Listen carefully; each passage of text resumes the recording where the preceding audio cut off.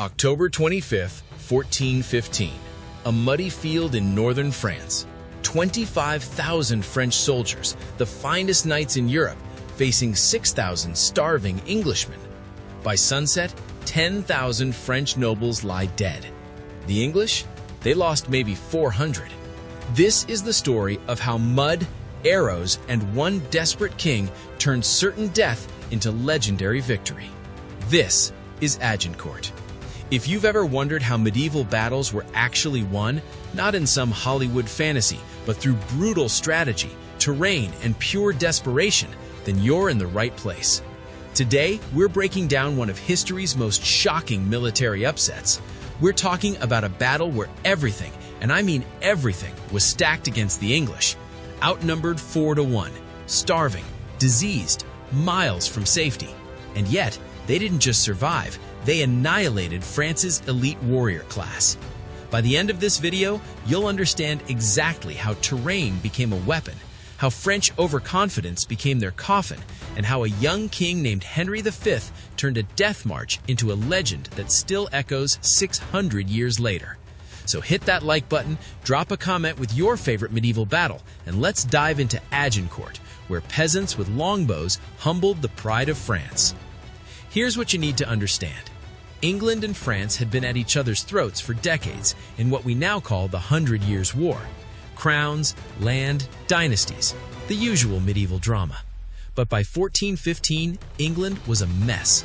Plagues had devastated the population, political coups had weakened the throne, the treasury was empty. Invading France seemed insane. Enter Henry V, young, ambitious, and absolutely obsessed with restoring English honor. He didn't just want a victory, he needed one. So in August 1415, he did the unthinkable. He invaded France. His first target was Harfleur, a strategic port city. He captured it, but at a catastrophic cost. Disease ripped through his army like wildfire. Dysentery killed hundreds. Supplies ran out. Men collapsed in their own filth. By October, Henry's grand campaign was dying. The only sane move? Retreat to Calais, England's last stronghold in France, and get the hell out. But France wasn't about to let him walk away. France assembled an army that would make any general's mouth water. 10,000 knights, armored nobles who'd trained their entire lives for mounted combat. 4,000 cavalry, fast, disciplined, built for devastating charges. 6,000 heavy men-at-arms, veterans with swords, poleaxes, and pure battlefield experience. 2,000 crossbowmen, 3,000 archers and levies, 25,000 warriors total. And this wasn't just about stopping an invasion, this was personal. The French still burned with humiliation from earlier English victories at Crécy and Poitiers, defeats that had haunted them for 70 years. They weren't hunting an army, they were hunting revenge. As Henry marched desperately toward Calais, the French raced ahead and cut him off. The trap was set. There would be no escape. October 24th, the night before everything changed. Rain hammered down on Agincourt. The field turned into a quagmire, thick, sucking mud that clung to everything. The English shivered under soaked tents or just collapsed in the open. No food, no warmth. Many were still sick from dysentery. Some couldn't even stand without help. Across the valley, you could hear the French nobles celebrating, wine flowing, roasted meats, laughter echoing through the rain. They were already dividing up the English prisoners they'd capture. Some polished their armor for what they called the parade they expected the next morning. Henry V gathered his captains in the darkness.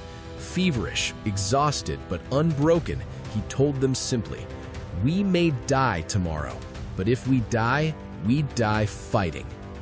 The English camp fell silent. No songs, no boasts, just the relentless rain and the sound of distant French laughter. Then dawn broke, and everything became real. When Henry surveyed the battlefield, he saw something the French hadn't considered: geography. His 6,000 men stood between two dense forests, a narrow corridor barely wide enough for a few hundred soldiers to stand abreast, a natural bottleneck. The French couldn't use their superior numbers to surround him. They could only come straight at him, funneled into a killing zone. Henry formed his men into a single, narrow line. His longbowmen, peasants and commoners really, hammered sharpened wooden stakes into the mud at an angle, creating a primitive but deadly barrier. These stakes would stop cavalry charges cold. Across the valley, the French deployed in overwhelming force. Front line, 10,000 dismounted knights. They'd been forced off their horses because the mud was so deep their mounts would be useless. Second line, 6,000 men-at-arms, pushing from behind. Flanking wings, 4,000 cavalry, 2,000 on each side, ready to sweep around and crush the English archers.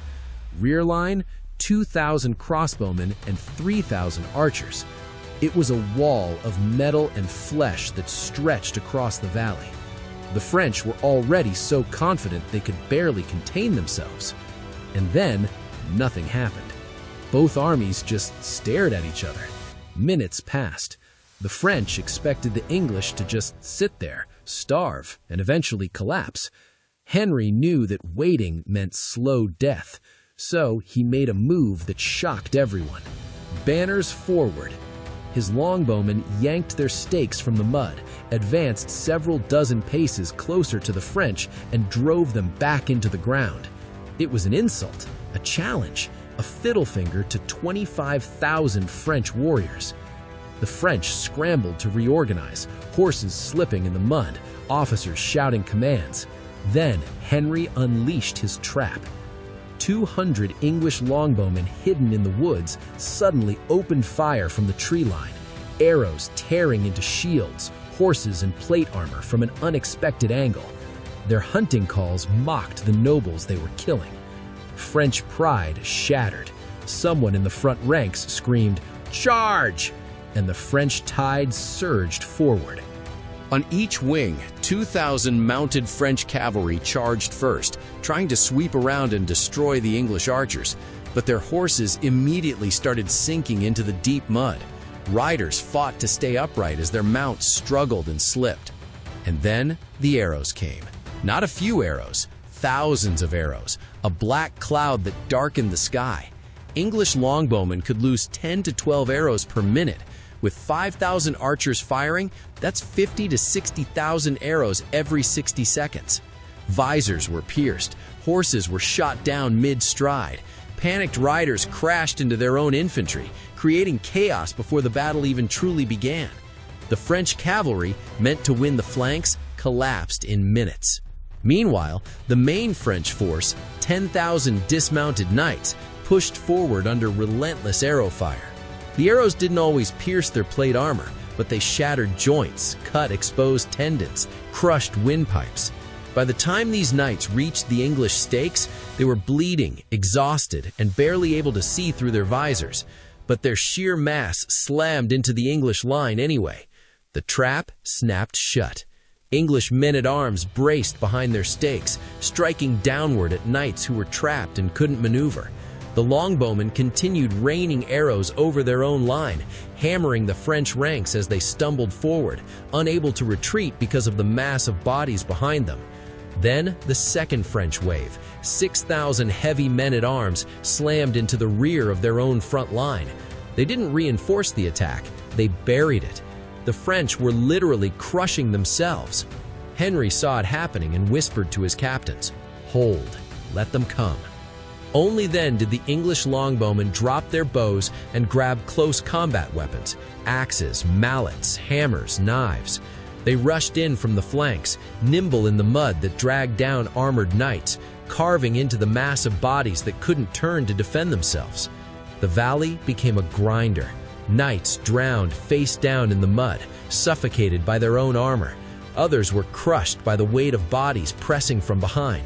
And in the chaos, Henry V himself fought in the front ranks, his crown dented by a French blade, but still standing. At the rear, the last 5,000 French troops, crossbowmen, archers, levies, watched the disaster unfold. Advance into that nightmare? Retreat and abandon their nobles? They froze. They had never seen anything like this. Their invincible nobility was being slaughtered by peasants. The French collapse came suddenly. Those who could still stand staggered backward. Those who couldn't were swallowed by mud, bodies, and iron. The third French line watched and chose not to die. They withdrew without striking a single blow. By early afternoon, the field was silent except for the moans of the dying. 10,000 French dead, including some of the most powerful nobles in Europe. 400 English lost. A 25-to-1 kill ratio that defied every principle of medieval warfare. Agincourt didn't just break a French army, it shattered the confidence of an entire kingdom. It proved that terrain, discipline, and English longbows could humble Europe's richest and most powerful warriors. It established the longbow as the terror weapon of its age. And at the center of it all stood Henry V, young, feverish, outnumbered, but absolutely unyielding. A king forged in mud who reshaped the balance of the 100 Years' War. This story shows us something timeless. Numbers don't guarantee victory. Superior equipment doesn't guarantee victory. What wins battles is strategy, terrain, discipline, and the courage to bet everything on a single desperate plan. If this story blew your mind, smash that like button and subscribe for more deep dives into history's shocking battles. Drop a comment telling me which battle you want to see next. Cannae, Thermopylae, Stalingrad? I read every single one. And if you want to see how terrain shaped another impossible victory, check out this video right here. I'll see you in the next one.